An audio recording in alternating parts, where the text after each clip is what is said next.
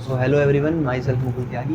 और पहली बात है यार, मैं एवरीवन क्यों कह रहा हूँ यार? भाई व्यूज़ तो इस बात पे नहीं है, तो मैं एवरीवन क्यों कह रहा हूँ? चलो कोई नहीं, व्यूज़ आओ या ना आओ, मुझे उससे कोई मतलब नहीं है ना। मुझे तो अपना सेल्फ इम्प्रूवमेंट करना है, मुझे थोड़ा पढ़ाना सीखना है, थोड़ा बोलना सीखना है, थोड़ा बातों को कनेक्ट करके डिलीवर करना सीखना है, ठीक है? तो मैं आज क्या पढ़ाऊँगा? मैं आज पढ़ाऊँगा डाल्टन एटॉमिक थ्योरी।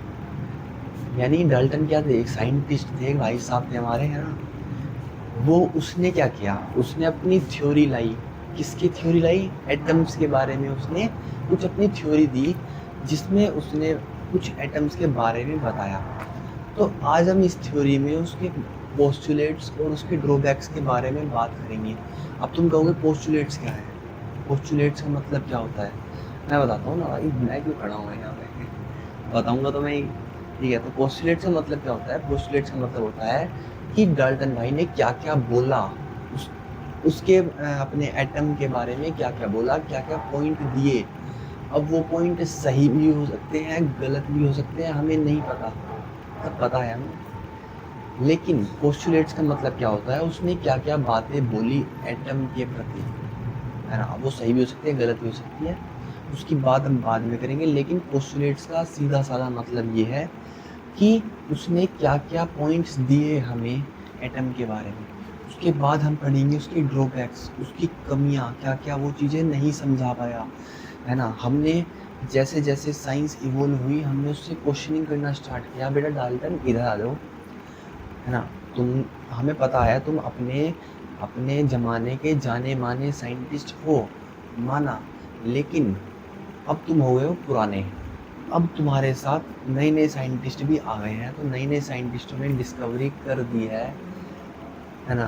मतलब नए नए साइंटिस्टों ने नई नई बात निकाली है। तो तू ये बता, ये वाली बात तूने क्यों नहीं बताई? तो भाई वो ये ड्रॉबैक के अंदर वही तो आ गया कि यार तूने कुछ चीज़ें नहीं बताई, लेकिन तेरे बाद आने वाले साइंटिस्ट ने ये वाली बात बता दी। तो ये बता इसका यार छोड़, पहले ज़्यादा मैं बोल रहा हूँ, है ना? तो सबसे पहली बात, हम इसमें पोस्टुलेट्स पढ़ेंगे और ड्रॉबैक्स पढ़ेंगे। पोस्टुलेट्स में कुछ सही बात भी हो सकती है, कुछ गलत बात भी हो सकती है, लेकिन ड्रॉबैक्स में सिर्फ कमियां ही कमियां रहेंगी, किस चीज़ को वो एक्सप्लेन नहीं कर पाया। ठीक है, वो बात भूल दो जो मैं पता नहीं क्या बक रहा था। ठीक है, अब बताता हूँ क्या है। उसने पहली बात बोली, matter consist of indivisible particle cold atom. यानी एटम से छोटा पार्टिकल यहाँ पे एग्जिस्ट नहीं करता, इस दुनिया में एग्जिस्ट नहीं करता, ऐसा डाल्टन भाई ने बोला कि एटम से छोटा पार्टिकल एग्जिस्ट ही नहीं करता। एटम से छोटा पार्टिकल एग्जिस्ट ही नहीं करता, हाँ, एटम से छोटा पार्टिकल एग्जिस्ट नहीं करता, ऐसा डाल्टन भाई ने बोला है। ऐसा डाल्टन भाई ने बोला है। और जैसे मान लो मेरे पास पेन है, क्या है ये? मेरे पास एक पेन है। अब पहले इसका कैप लगा देता हूँ, कहाँ पे है? इसका मैंने कैप लगा दिया, इसका तो कैप भी नहीं है, चलो छोड़ो, है ना? ये मेरे पास एक पेन है। ये पेन क्या है? मैटर है एक, है ना? मैटर क्या होते हैं? जो एक जगह को घेरते हैं, जिसका खुद का अपना मास होता है। तो ये पेन क्या है? ये एक मैटर है। अब मैंने क्या किया, इस मैटर को तोड़ना स्टार्ट किया। तोड़ा तोड़ा तोड़ा तोड़ा तोड़ा तोड़ा तोड़ा तोड़ा, तोड़ते तोड़ते मैं इस स्टेज पे पहुंचा। अब ये जो हमारी स्टेज है, जो मेरे हाथ में पार्टिकल दिख रहा है, इसको मैं फर्दर नहीं तोड़ सकता, इसको मैं फर्दर नहीं तोड़ सकता। अब जो मेरे हाथ में ये पार्टिकल दिख रहा है, इस पार्टिकल को डाल्टन भाई ने एटम बोला, है ना? इसका नामकरण किया। उसने कहा ये एक पार्टिकल है जो फर्दर नहीं टूट पा रहा, तो आज से हम इसको एटम बोलेंगे। तो उसने क्या किया? उसने कहा कि मैटर जो है ना, वो एटम से मिलके बना है, और एटम जो है फर्दर डिवाइड नहीं हो सकता। उसने अपनी थ्योरी में ये बोला कि एटम फर्दर डिवाइड नहीं हो सकता। दूसरा पोस्टुलेट्स उसने क्या बोला, है ना? दूसरा उसने बोला कि all the atoms of an given elements have identical properties and identical mass. ये समझ में नहीं आया यार, बताओ। इसने कहा कोई एक गिवन एलिमेंट है, मान लो, है ना? तुम्हारा, मैंने तुम्हें सोडियम दे दिया, है ना। मान लो सोडियम एलिमेंट है, ठीक है, ये एलिमेंट सोडियम है। अब मुझे इसी एलिमेंट के एटम बनाने हैं। इस एलिमेंट के एटम कैसे बनेंगे, जब मैं इसको तोड़ता चला जाऊँगा और इस तरीके से तोड़ूंगा कि जितने भी इसके पार्टिकल मिलेंगे ना, जितने भी इसके पार्टिकल छोटे छोटे मिलेंगे वो सभी फर्दर नहीं टूट सकते। जैसे कि ये है, क्या है मेरे सामने, ये दिख रहा है, ये दिख रुक जाओ, ये दिख रहा है, ये क्या है, ये दो पता नहीं क्या है, मुझे नहीं पता, छिलके से हैं। तो ऐसे ऐसे बहुत सारे छिलके मान लो ऐसे हमने जोड़ दिए, तो हमने इस तरीके से तोड़ा कि ये एक छिलका, ये दूसरा छिलका, और ये फर्दर नहीं टूट सकते। तो ऐसे ऐसे हमने बहुत सारे क्या किए, बहुत सारे एटम को अरेंज कर दिया जो फर्दर नहीं टूट सकते। इतने बड़े गुत्थे में से, इतने बड़े एलिमेंट में से हमने ऐसे छोटे छोटे बहुत सारे एटम्स को डिवाइड कर दिया और उन सभी को अरेंज कर दिया। अब वो होंगे एटम किसके, उसी एलिमेंट के वो एटम होंगे, है ना। जैसे हमने सोडियम, मैं क्या बता रहा हूँ, उसका दूसरा पोस्टुलेट बता रहा हूँ कि एक हमें एलिमेंट लेना है और इस तरीके से उसको डिवाइड करना है एटम्स के अंदर, इस तरीके से इतने छोटे छोटे उसमें, ताकि वो फर्दर डिवाइड ना हो, तो उसी को तो हम एटम कहेंगे। तो हमें सोडियम एलिमेंट के एटम्स निकालने हैं बहुत सारे, तो हमने एटम्स को अरेंज कर दिया एक साथ। अब तुम खुद सोचो, एलिमेंट है किसका, सोडियम का, तो एटम भी किसके होंगे, सोडियम के एटम होंगे, है ना। तो अगर हम एक एक एटम को ध्यान से देखें तो क्या होगा भाई, हर एक एटम सेम है, ऐसा तो है नहीं कि एक एटम अलग प्रॉपर्टी शो कर रहा है, दूसरी एटम अलग प्रॉपर्टी शो कर रहा है, नहीं ना यार। जब एक सोडियम है, दूसरा भी एटम सोडियम का है, तीसरा भी एटम सोडियम का है, ऐसे ऐसे बहुत सारे एटम सोडियम के हैं। अगर उसमें से मैंने एक सोडियम का एटम निकाला और उसे पानी में फेंक दिया तो वो भी आग लगा देगा पानी में। अगर मैं दूसरा आइटम उठाऊँ, उसको पानी में फेंक दूँ, वो भी आग में पानी में आग लगा देगा। अगर मैं तीसरा आइटम सोडियम का निकालूँ तो वो भी पानी में जाके धमाका कर सकता है। अगर मैं चौथा आइटम निकाल लूँ, पाँचवा निकाल लूँ, छठा निकाल लूँ, सातवां निकाल लूँ, ऐसे ऐसे जितने भी पार्टिकल यानी जितने भी एटम मैंने उस एलिमेंट में से तोड़े थे, अगर मैं उन्हीं सभी एटम्स को पानी में गिर दूँ तो सबके साथ धमाके लगा देंगे, ऐसा कोई बचेगा ही नहीं जो धमाका ना लगाए। यानी मेरा कहने का मतलब ये है कि एक गिवन एलिमेंट्स के जितने भी मैं एटम कर दूँ, उन सभी एटम को अगर मैं अरेंज कर दूँ, वे सभी के सभी एटम सिमिलर प्रॉपर्टी शो करेंगे। अब क्योंकि एटम है जो फर्दर नहीं टूट सकता, तो सबसे छोटा पार्टिकल होगा सोडियम का, दूसरा भी क्या होगा सबसे छोटा पार्टिकल, तीसरा भी क्या होगा सबसे छोटा पार्टिकल, तो सबके मास भी तो सेम ही होंगे, है ना, सबके मास भी तो सेम हुए। ऐसे ही उसकी प्रॉपर्टी भी सेम रहेंगी। जितने भी एटम्स मैंने अरेंज करे हैं ना, उन सभी एटम की प्रॉपर्टी भी सेम रहेगी और उन सभी एटम्स के मासेस भी सेम रहेंगे, है ना। तो ये उसने दूसरे पोस्टुलेट्स में बोला। तीसरा पोस्टुलेट उसका क्या था, तीसरी बात उसने क्या बोली, atoms of different element differ in mass. Atoms of different element differ in mass. Example, जैसे कार्बन है, एक नाइट्रोजन है और ऑक्सीजन है। कार्बन का मास क्या होता है 12, तुमको सबको पता है कार्बन का मास नंबर क्या होता है 12, ऑक्सीजन का मास नंबर होता है 16, नाइट्रोजन का मास नंबर होता है 14, ठीक है। तो इन तीनों एलिमेंट्स के मास नंबर अलग अलग हैं। तो डॉल्टन ने क्या बोला था कि डिफरेंट एटम नहीं, डिफरेंट एलिमेंट, कार्बन भी अपनी प्योर स्टेट में, तो प्योर स्टेट वाले किसी भी प्योर स्टेट में जो पाया जाता है ना कोई भी चीज़, उसको एलिमेंट कहा जाता है। तो कार्बन अपनी प्योर स्टेट में है, नाइट्रोजन अपनी प्योर स्टेट में है और ऑक्सीजन भी अपनी प्योर स्टेट में है, ठीक है। तो इनको हम एलिमेंट्स बोलते हैं। तो कार्बन एलिमेंट लिया, नाइट्रोजन एलिमेंट लिया, ऑक्सीजन एलिमेंट लिया। अब हमने जैसे देखा कार्बन का मास नंबर क्या है 12 है, नाइट्रोजन का मास नंबर क्या है 14 है, ऑक्सीजन का मास नंबर क्या है 16 है। तो डाल्टन ने यही बोला different element have different mass. तीनों के तीनों ही डिफरेंट एलिमेंट थे, एक कार्बन था, एक नाइट्रोजन था, एक ऑक्सीजन था, तो तीनों के मास नंबर क्यों डिफरेंट है। तो उसने ये बात बोली थी, तो देखो दिखा पा रहा हूँ मैं यहाँ पे। तो उसने यही बोला कि डिफरेंट एलिमेंट है तो उनका डिफरेंट मास नंबर भी होगा। इसने ये वाला पोस्टुलेट भी दिया। अब चौथा पोस्टुलेट उसका क्या था कि जब जब हम कंपाउंड बना रहे होंगे, कंपाउंड कैसे, जैसे पानी हो गया, H2O हो गया, CO2 हो गया, है ना, N2O हो गया, मतलब बहुत सारे कंपाउंड जो डिफरेंट डिफरेंट एलिमेंट के मिक्सचर से बनता है ना। डिफरेंट डिफरेंट एलिमेंट को लाओ, उसको जोड़ दो, कंबाइन कर दो, तो हमारे पास एक कंपाउंड बन जाता है। तो इसने क्या किया, इसने कहा कि अगर हमारे पास कोई कंपाउंड बन रहा है तो उसका जो एटम होगा ना वो फिक्स्ड रेशो में कंबाइन होगा। जैसे कि पानी, पानी में क्या है, पानी पानी तो पानी है ना, पानी में दो हाइड्रोजन के एटम होंगे, एक ऑक्सीजन का एटम होगा, है ना, मानते हो ना। तो इसने क्या किया, इसने कहा कि अगर हमारे पास कोई कंपाउंड बन रहा है, कोई कंपाउंड बना हुआ है, तो उसके एटम का अरेंजमेंट फिक्स रहेगा। ऐसा नहीं होगा कि आज अगर H2O में 2 हाइड्रोजन है तो अगली बार H2O में 3 हाइड्रोजन होंगे, ऐसा नहीं हो सकता बिल्कुल भी।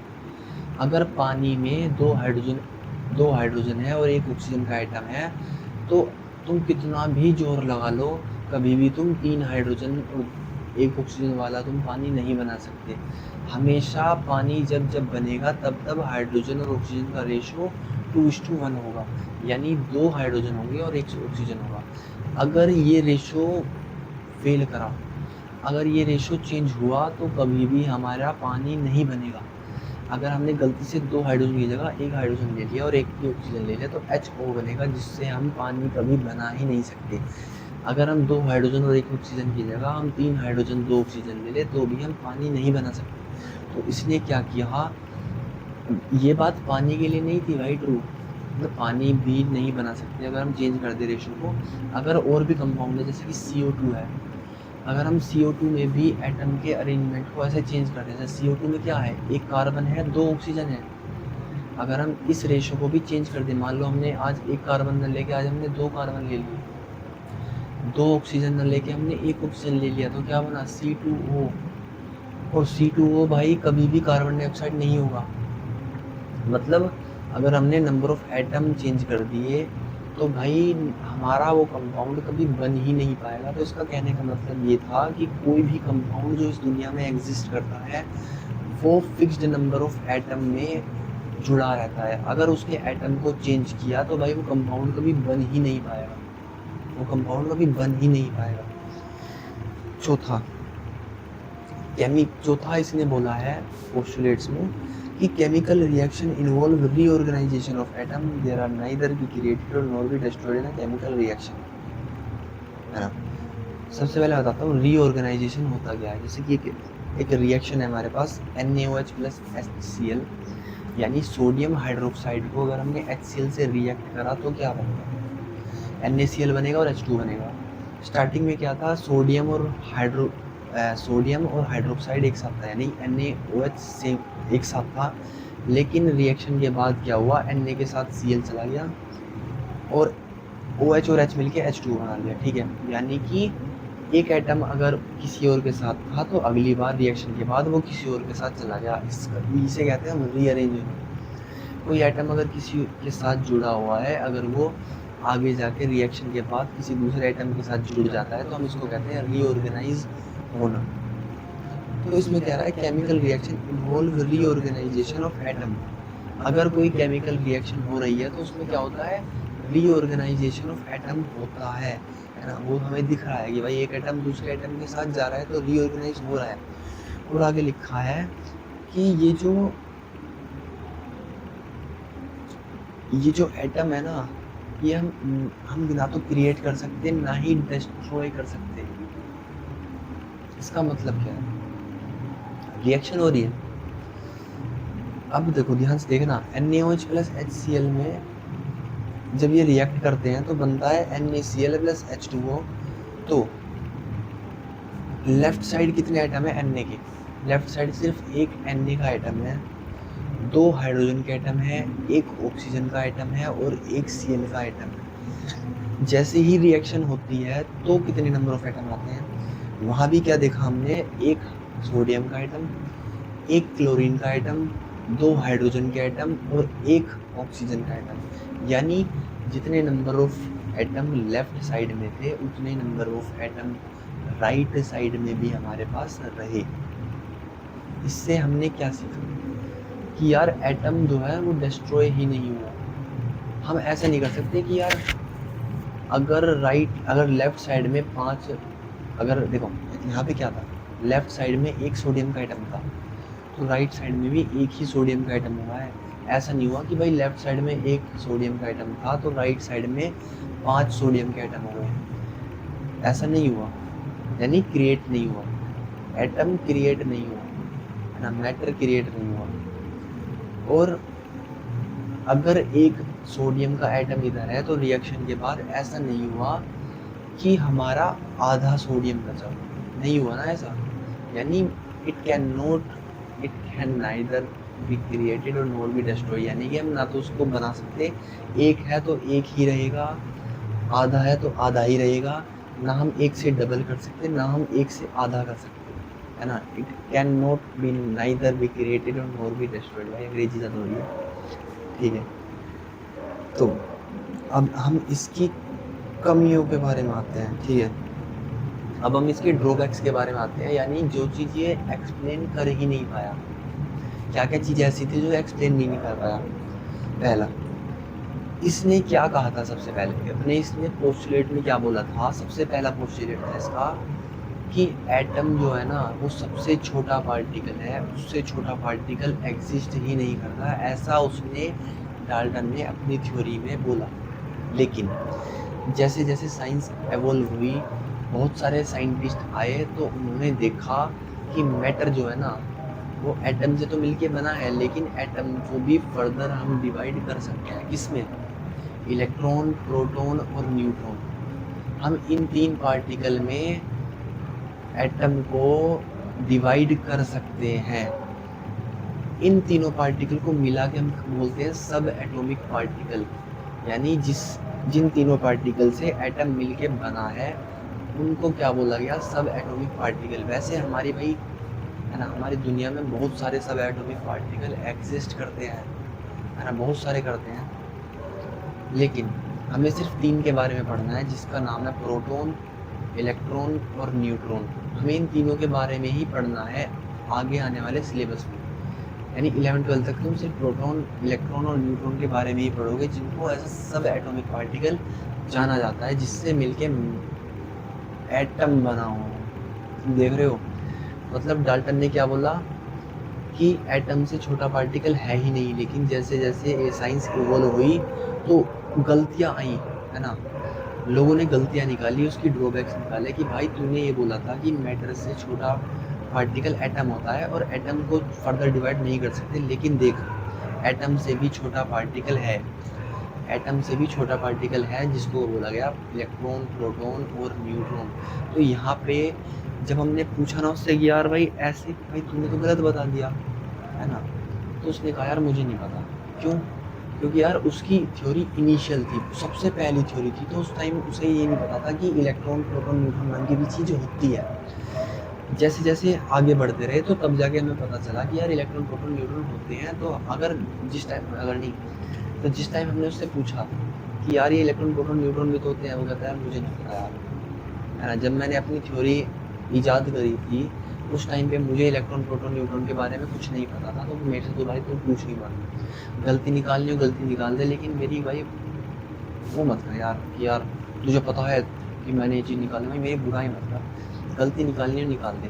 तो पोस्टुलेट्स में उसने ये बोला था कि एटम को फर्दर डिवाइड नहीं कर सकते, लेकिन हमने जैसे जैसे देखा, टाइम जैसे जैसे आगे बढ़ा, हमने देखा कि यार हाँ एटम को भी डिवाइड हम कर सकते हैं। पहली ड्रॉबैक हो चुका है। दूसरा ड्रॉबैक, उसने क्या बोला था, उसने ये बोला था कि एक अलग अलग एलिमेंट के मास नंबर भी अलग अलग होंगे, है ना। क्या बोला था उसने? उसने ये बोला था कि atoms of different element differ in mass, यानी अगर हम अलग अलग एलिमेंट के एटम्स को लें तो उनका मास भी डिफरेंट आएगा। लेकिन इसका ड्रॉबैक क्या था? इसका ड्रॉबैक था कि भाई ये आइसोटोप को एक्सप्लेन कर ही नहीं पाया है। डाल्टन ने बोला कि यार एक ही एलिमेंट के जितने भी एटम होंगे ना सबका मास सेम रहेगा। उसने ये बोला था एक ही एलिमेंट के जितने भी एटम होंगे, तुम ये चीज़ भूलो, सुनो ये चीज़ भूल जाओ। दूसरा ड्रॉबैक में स्टार्टिंग से पहला पोस्टुलेट क्या था? पहला पोस्टुलेट मैंने बताया था तुम्हें कि उसने बोला कि यार एटम से छोटी कोई चीज़ होती नहीं है, तो हमने उसकी कमी निकाली कि यार एटम से छोटी चीज़ होती है जो कि होती है इलेक्ट्रॉन, प्रोटॉन और न्यूट्रॉन। ठीक है। दूसरा ड्रॉबैक है कि ये आइसोटोप को एक्सप्लेन कर ही नहीं पाया। इसने अपना पोस्टुलेट में बताया था कि all the atoms of an given element have identical protein में रखा, all the atoms of an given element have identical properties and identical masses. यानी अगर हम एलिमेंट को ले, अगर उसको हम एटम में डिस्ट्रीब्यूट कर दें, जैसे कि मान लो हमने एक सोडियम एलिमेंट लिया, अगर हम उसको एटम में कन्वर्ट कर पाए, मान ले ऐसे 1 atom, 2 atom, 3 atom, 4 atom, 5 atom, 6 atom, तो इसने क्या किया, अगर जितने भी एटम है सभी का मास सेम रहेगा। किसने बोला ये डाल्टन भाई ने बोला कि जितने भी एलिमेंट जिस भी एलिमेंट का तूने एटम निकाला है वो सभी एटम जो है ना उन सभी का मास सेम रहेगा। लेकिन ये थ्योरी आइसोटोप को एक्सप्लेन ही नहीं कर पाई। जैसे कि हाइड्रोजन है, हाइड्रोजन के पास तो 3 आइसोटोप होते हैं, लेकिन क्या 3 ही होते हैं। ठीक है, एक होता है 1H1, एक होता है 1H2, एक होता है 1H3, 1H2, 2H1, 1H1, 2H1, 3H1, ये होते हैं हाइड्रोजन के आइसोटोप्स। अब ये थ्योरी जो है ना ये आइसोटोप को एक्सप्लेन कर ही नहीं पाई। क्यों भाई? इसने कहा था अगर सेम एलिमेंट है तो उसका मास, अगर सेम एटम है तो उसका मास भी सेम रहेगा, इसने ये बोला। लेकिन हाइड्रोजन भी क्या है, मान लो हमने एक हाइड्रोजन का एटम लिया, दूसरा भी हाइड्रोजन का एटम लिया, लेकिन अगर ये दोनों आइसोटोप एक दूसरे के निकले, तो भाई दोनों का मास अलग अलग हो जाएगा। तो ये थ्योरी हमें आइसोटोप के बारे में जानकारी नहीं देती। भाई कुत्ते बहुत भौंक रहे हैं, है ना। ये थ्योरी आइसोटोप के बारे में हमें नहीं बताती। हमने जब डाल्टन से पूछा जाके, जब कि यार तूने बताया था कि अगर सेम एटम है तो उनका मास भी सेम रहेगा, तो ये बता, मैंने हाइड्रोजन ले लिए, 2 हाइड्रोजन ले लिए, अब इन दोनों का मास डिफरेंट क्यों आ रहा है? तो उसने कहा भाई मुझे नहीं पता। यानी उसने अपनी थ्योरी में आइसोटोप के बारे में कुछ नहीं कहा, तो ये उसका ड्रॉबैक बन गया, उसकी कमी बन गई उस थ्योरी की, है ना। अब तीसरा drawback, this theory can not explain isobars. अब आइसोबार्स क्या होते हैं? आइसोबार्स वो होते हैं जिनका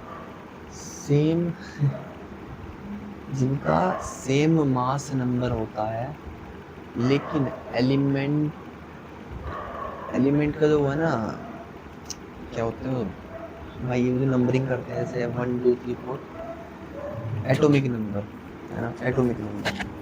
यानी आइसोबार्स क्या होते हैं? जिनका मास नंबर सेम हो लेकिन एटॉमिक नंबर डिफरेंट हो। जैसे कि कार्बन और नाइट्रोजन। कार्बन क्या है?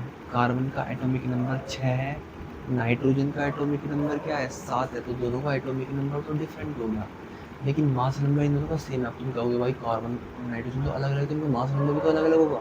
लेकिन कार्बन 12 में भी एग्जिस्ट करता है, कार्बन 13 में भी एग्जिस्ट करता है, कार्बन 14 में भी एग्जिस्ट करता है ना। ये 3 आइसोटोप्स होते हैं कार्बन के। तो कार्बन 13, कार्बन 14, कार्बन 12, ये 3 चीज़ में एग्जिस्ट करता है। तो हमने क्या किया, हमने कार्बन 14 काम मिले, कार्बन 14 और नाइट्रोजन 14, है ना। तो हमने क्या देखा, कार्बन 14 का एटॉमिक नंबर 6, नाइट्रोजन 14 का एटॉमिक नंबर 7। तो इस केस में क्या था, दोनों का मास नंबर सेम हो गया, यानी कि carbon and nitrogen are isobars here. यानी इस केस में कार्बन और नाइट्रोजन दोनों के दोनों आइसोबार की तरह काम कर रहे हैं, जिसमें दोनों का मास नंबर सेम है, लेकिन एटॉमिक नंबर डिफरेंट है, ठीक है। अब डाल्टन ने एक बात बोली थी कि अगर एलिमेंट डिफरेंट है तो उनका मास भी डिफरेंट होगा। ऐसा क्या बोला? ऐसा डाल्टन भाई ने बोला कि अगर एटम अलग अलग है तो उनका मास भी अलग अलग होगा, लेकिन यहाँ पे कार्बन भी अलग एटम है, नाइट्रोजन भी अलग एटम है, लेकिन जब हमने इसमें देखा तो कार्बन का मास भी सेम, नाइट्रोजन का मास भी सेम। लेकिन डाल्टन ने क्या बोला, अगर एटम अलग अलग है तो उनका मास नंबर भी डिफरेंट रहेगा। लेकिन हमारे केस में क्या है, हमारे केस में आ गए आइसोबार्स। उसने आइसोबार्स के बारे में कुछ नहीं कहा। हमने यहाँ पे आइसोबार के एग्जांपल ले आया, है ना, जिसमें दोनों के दोनों एटम अलग थे लेकिन मास नंबर सेम होगा। यानी कि इस थ्योरी ने आइसोबार के बारे में कुछ भी नहीं बताया कि यार आइसोबार होते क्या है ना। उसने उस थ्योरी के बारे में, इस थ्योरी में अपने कुछ नहीं बताया आइसोबार के बारे में। बस इसने ये कहा कि अगर डिफरेंट एलिमेंट है तो मास नंबर भी डिफरेंट रहेगा। बस लोगों ने आइसोबार्स इसके सामने ला कर पटक दिए। अब बता, यहाँ पे दोनों के दोनों मास सेम है और लेकिन डिफरेंट एलिमेंट है, तो ये इसने कहा यार मुझे नहीं पता, मुझे जाने दे, ये मेरी कमी है, ये मुझे जाने दे, मुझे नहीं पता कुछ, ठीक है। तो ये भी इसका क्या था, एक ड्रॉबैक था। अब एक और ड्रॉबैक इसका, it could not explain the reason of combining atoms, ठीक है।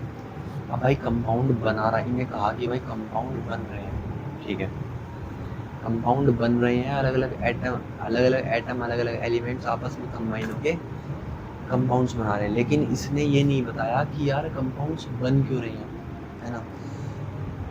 इसने ये तो कह दिया कि यार ये जो कंपाउंड होंगे ना ये फिक्स्ड रेशो में कंबाइन होंगे, लेकिन किसी बंदे ने ना डाल्टन भाई से पूछा, उसके कान में जाके पूछा कि यार एक बात बता, एटम्स आपस में कंबाइन होते क्यों हैं। तो उसको वो एकदम से हक्का बक्का हो गया, यार मुझे नहीं पता यार एटम्स कंबाइन क्यों होते हैं। तो ये क्या बन गया, इसका ड्रॉबैक बन गया, ठीक है, इसका ड्रॉबैक बन गया। अब मैं सीधा आता हूँ कि डिस्कवरी ऑफ सब एटॉमिक पार्टिकल्स, ठीक है, यानी कि इलेक्ट्रॉन, प्रोटॉन, न्यूट्रॉन की डिस्कवरी कैसे हुई। तो अभी सिर्फ मैं बताऊंगा कि ये जो इलेक्ट्रॉन की डिस्कवरी कैसे हुई, क्योंकि मुझे बोलते हुए हो गए 27 मिनट, मुझे बोलते हुए हो गए 27 मिनट। तो आज सिर्फ मैं डिस्कस करूंगा कि ये जो इलेक्ट्रॉन है वो डिस्कवर कैसे हुआ। तो सबसे पहले हमने कैथोड ट्यूब ली, यानी एक ट्यूब ली बड़ी सी, उस ट्यूब के दोनों कोने पे हमने एक जगह कैथोड लगा दी, एक जगह एनोड लगा दी, और इस कैथोड को नेगेटिव टर्मिनल से अटैच कर दिया और इस एनोड को पॉजिटिव टर्मिनल से अटैच कर दिया।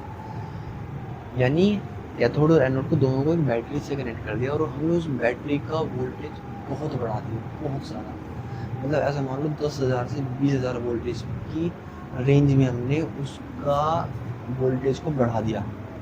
बताता हूँ आगे क्यों बढ़ाया, ठीक है। अभी सिर्फ ये याद रखो, बढ़ा दिया, अभी बताऊंगा मैं। और हमने क्या किया, उसके अंदर का जो प्रेशर है ना, उस प्रेशर को बहुत ज़्यादा कम कर दिया, यानी कि सारी की सारी जो हवा थी ना उस ट्यूब के अंदर, वो सारी की सारी हमने हवा निकाल दी। भाई अब ऐसा नहीं वो पिचक जाएगी ना, वो ट्यूब क्या है, वो गिलास की ट्यूब है, और उस गिलास की ट्यूब में से हमने हवा बाहर निकाल दी।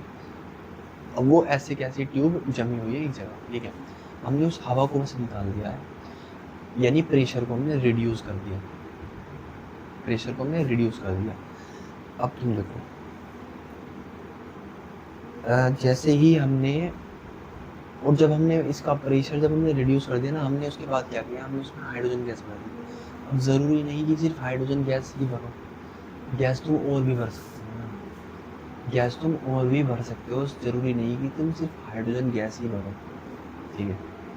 अब देखो, क्योंकि हमने हाई वोल्टेज इसमें अप्लाई कर रखा था, तो हाई वोल्टेज का फ़ायदा क्या हुआ, एक जगह नेगेटिव प्लेट लग गई, एक जगह पॉजिटिव प्लेट लग गई। अब इन दोनों का फ़ायदा क्या हुआ, क्योंकि बीच में हाइड्रोजन एटम है, ध्यान से देखना, ध्यान से सोचना, क्योंकि बीच में हाइड्रोजन एटम है, उसका खुद का अपना न्यूक्लियस होगा और खुद का अपना उसका इलेक्ट्रॉन भी होगा, जो कि उसके ऑर्बिट में रिवोल्व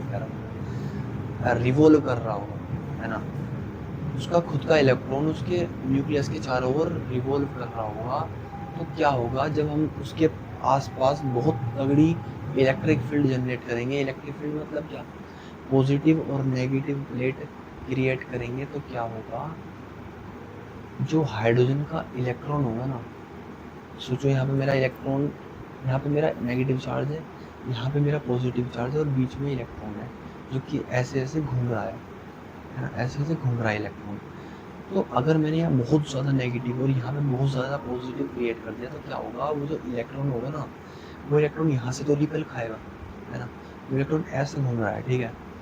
अब वो इलेक्ट्रॉन यहाँ से तो रिपेल खाएगा, यहाँ से अट्रैक्ट हो जाएगा। ध्यान से सोचना, इलेक्ट्रॉन घूम रहा है, इस नेगेटिव बहुत तगड़ी प्लेट की वजह से वो रिपेल होगा और इस बहुत तगड़ी पॉजिटिव प्लेट की वजह से वो अट्रैक्ट होगा। तो वो इलेक्ट्रॉन क्या होगा, वो उस हाइड्रोजन के स्फीयर को छोड़ के भागने की कोशिश करेगा, वो निकल के कूद जाएगा, है ना। निकल के वो जैसे ही कूदेगा, क्योंकि हमने उस कैथोड ट्यूब के अंदर एक कोटिंग कर रखी होती है। कोटिंग कैसे, ऐसे ट्यूब थी, हमने इस साइड में कोटिंग कर रखी होती है। क्यों कोटिंग, मतलब एक ZnS है, यानी कि जिंक सल्फाइड की कोटिंग करते हैं हम, जिससे हमें पता लगता है कि भाई कोई पार्टिकल ट्रैवल कर रहा है। जब क्योंकि जब वो पार्टिकल उस ZnS की कोटिंग से टकराता है ना, तो वो जो ZnS की कोटिंग है वो ग्रीन कलर का, है ना, ग्रीन कलर शो करती है। तो उससे हमें पता लगता है कि हाँ यार कोई पार्टिकल है जो इससे टकराया है। अब क्योंकि हमने इलेक्ट्रिक फील्ड जनरेट करी थी जिसकी वजह से इलेक्ट्रॉन कूद के भगा, कूद के जैसे ही भगा, किधर भगा होगा, क्योंकि हमने यहाँ पे कैथोड कैथोड प्लेस कर रखी थी जो कि नेगेटिव प्लेट थी, है ना, यहाँ पे एनोड थी। तो वो जो इलेक्ट्रॉन था वो कैथोड से एनोड की तरफ भगा जो कि पॉजिटिव चार्ज था और ZnS से टकराया, जिसकी वजह से हमें ग्रीन कलर दिखा, ठीक है, ग्रीन कलर दिखा। तो अब लोगों ने कैसे पता लगाया कि भाई ये इलेक्ट्रॉन ही था, तुम खुद सोचो। कैथोड था नेगेटिव चार्ज और एनोड था पॉजिटिव चार्ज, है ना। तो क्योंकि एनोड के पास में हमने ZnS की कोटिंग कर रखी थी और वहीं जाके हमें ग्रीन कलर दिखा, यानी कि कोई एक ऐसा पार्टिकल है जिसके पास नेगेटिव चार्ज है जो कि पॉजिटिव चार्ज की तरफ भगा है। अब वो क्यों भगा है, क्योंकि हमने इलेक्ट्रिक फील्ड जनरेट कर रखी थी, जिसकी वजह से वो जो इलेक्ट्रॉन था ना, अभी में पता नहीं वो इलेक्ट्रॉन है नहीं है ना, अभी हम पुरानी बात कर रहे हैं, जिसकी वजह से वो एक पार्टिकल जो है वो कूद के भगा और ZnS की कोटिंग से टकराया जो कि पॉजिटिव प्लेट के पास था। अब क्योंकि वो पार्टिकल पॉजिटिव प्लेट के पास गया, तो लोगों ने क्या सोचा कि यार इस पार्टिकल के ऊपर नेगेटिव चार्ज हुआ तभी वो पॉजिटिव पार्ट की तरफ गया है, ठीक है, क्योंकि उस पर नेगेटिव चार्ज था और तभी वो पॉजिटिव चार्ज की तरफ गया है। तो डाल्टन ने क्या किया, उस नेगेटिवली चार्ज पार्टिकल को एक नाम दे दिया जिसको हम आज हम इलेक्ट्रॉन के नाम से जानते हैं, ठीक है। आज हम उस नेगेटिवली चार्ज पार्टिकल को इलेक्ट्रॉन के नाम से जानते हैं। अब मैंने ये तो बता दिया वाई हाई वोल्टेज, क्योंकि इलेक्ट्रॉन निकालने के लिए, भाई इलेक्ट्रॉन कहाँ से लाएंगे, अब हाइड्रोजन से तो लाएंगे इलेक्ट्रॉन। तो जो सी भी गैस हम भरेंगे ना उसमें, तो उसी गैस में से इलेक्ट्रॉन निकालने के लिए हमने हाई वोल्टेज अप्लाई करा, जिसकी वजह से वो जो इलेक्ट्रॉन रिवॉल्व हो रहा था ना, ऐसे ऐसे रिवॉल्व हो रहा था, वो प्रेशराइज होकर इधर से इधर भाग जाएगा अपनी पॉजिटिव साइड की तरफ, है ना। तो हमने इसलिए हाई इलेक्ट्रिक फील्ड जनरेट करी। अब एक डाउट आया, हमने प्रेशर लो उसमें क्यों रखा, प्रेशर लो क्यों रखा उसके अंदर, हमने प्रेशर लो हमने उसमें इसलिए रखा क्योंकि प्रेशर लो किस तरीके से रखा, हमने उसकी सारी की सारी हवा निकाल दी, है ना, क्योंकि यार हवा में पार्टिकल होते हैं, अब तुम्हें पता है पार्टिकल ऐसे तो है नहीं एक जगह टिके हुए हैं, वो रैंडम तरीके से मूवमेंट करते रहते हैं, आपस में टकराते रहते हैं, जिसकी वजह से प्रेशर क्रिएट होता है। तो हमने क्या किया, उस ट्यूब में से एयर को बाहर निकाला, जिसकी वजह से प्रेशर बहुत मिनिमाइज हो गया, बहुत हद तक कम हो गया। तो ये करा क्यों हमने, हमें पता है एयर क्या है, एक बहुत अच्छा रेजिस्टेंस है ना, एक बहुत अच्छा रेजिस्टेंस क्रिएट करती है। तो अगर कोई इलेक्ट्रॉन आएगा ना, हमें पता है एयर के अंदर बहुत सारे पार्टिकल होते हैं, वो जो इलेक्ट्रॉन है ना, वो इलेक्ट्रॉन को ट्रैवल करने से रोकेंगे, इलेक्ट्रॉन को ट्रैवल करने से वो रोकेंगे।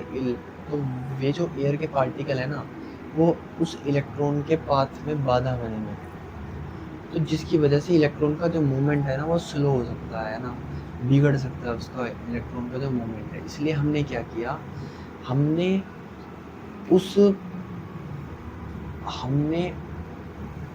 उस एयर को हमने बाहर निकाल दिया, जिसकी वजह से वो इलेक्ट्रॉन रेजिस्टेंस ना लेके वो डायरेक्ट ही पार हो जाए, है ना। क्योंकि हमने ये जो रेजिस्टेंस है, जो ये ISS रेजिस्टेंस आ रहा है, मान लो ये इलेक्ट्रॉन आ रहा है, तो ये हवा के पार्टिकल है, तो ऐसे रोक रहे थे उसे, आ रहा था रोक रहा था, आ रहा था रोक रहा था, टाइमिंग कम हो रही थी, पहुँचने में बहुत देर लग रही थी।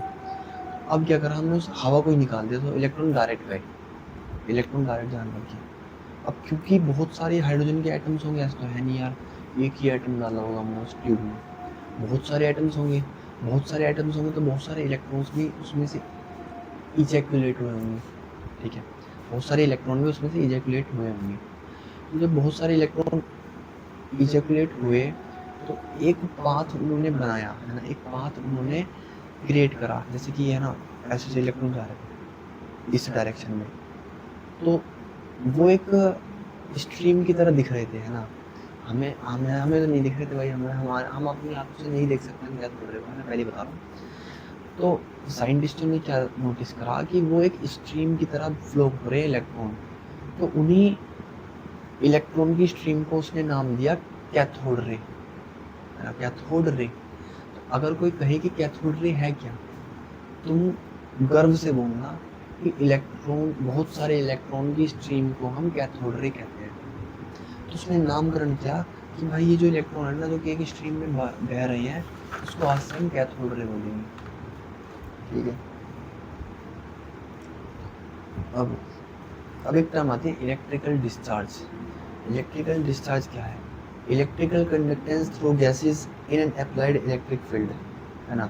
Electrical conductance in the gases, वो through gases in an electric applied field. तो जो भी हमने इलेक्ट्रिक फील्ड अप्लाई करी है ना, भाई 36 मिनट हो गया, मैं थक गया।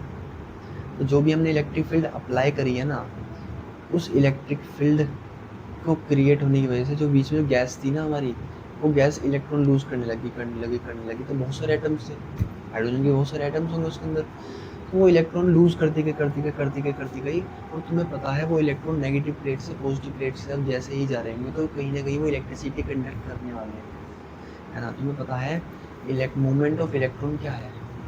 इलेक्ट्रिसिटी कंडक्ट होती है। अगर हमारा इलेक्ट्रॉन मूव हो रहा है, तो कहीं ना कहीं हमारी इलेक्ट्रिसिटी बन रही होती है। तो इलेक्ट्रॉन अगर इधर मूव हो रहा है, तो हमने कन्वेंशनली मान रखा है कि अगर करंट इधर फ्लो होगा। तो यहाँ पे क्या है, इलेक्ट्रिकल डिस्चार्ज का मतलब क्या है कि इलेक्ट्रिसिटी बनना बाय गैसेस, है ना, गैसेस के द्वारा इलेक्ट्रिसिटी बनना, किसमें? इन एन इलेक्ट्रिक फील्ड, उसको हम कहते हैं इलेक्ट्रिकल डिस्चार्ज, है ना। तो भाई यार मैं थक गया, ठीक है यार, 37 मिनट हो गए मुझे बोलते बोलते, तो मैं थक गया हूँ। अब मैं क्या करूँगा, सुनूंगा मज़ेदार तरीके से ना, इतना मैंने पढ़ा दिया है, ठीक है। मैंने बिना अटके बोला है लगभग 38 मिनट तक, तो हो सकता है यार कुछ ना कुछ मेरे अंदर सुधार आया है ना, तो मैं रोज़ ऐसे ही करूँगा। पहली बात, व्यूज़ तो मेरे हिस्से में आने के नहीं है, लेकिन हाँ मैं कोशिश करूँगा कि 40 मिनट तक मैं लगातार बोलूँ इसके अंदर, ठीक है। तो चलो बाय, अगली क्लास में मिलते हैं, ठीक है, बाय।